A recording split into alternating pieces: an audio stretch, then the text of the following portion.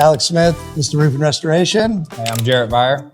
So a couple things that we're working on here. One, we've been working with Ehlen Analytics. We really didn't have any visibility in the digital marketing aspect. Since we've partnered with them, we've got a big presence online. A couple things that we've been focused on, roofing as we approach the slower months. We want to make sure that our guys didn't skip a beat. So we've been out in the field, knocking doors, going to adjuster meetings, doing inspections, just being real hands-on with all of our guys. And as we get closer to the holidays, something that's near and dear to us, we have a men's group that meets at our office bi-weekly, and we're looking for a cause to donate to, whether it's time, resources, people, places, or things that we could donate to. Please let us know. And I'm super satisfied with Ehlen Analytics so far. Like Alex mentioned, we have our presence online wasn't really there. We had great reviews, but since we've started working with them, everything's been great. They've worked with us to get our name out there, and we've seen great results, and we're super happy with everything that y'all have done for us. Thank you.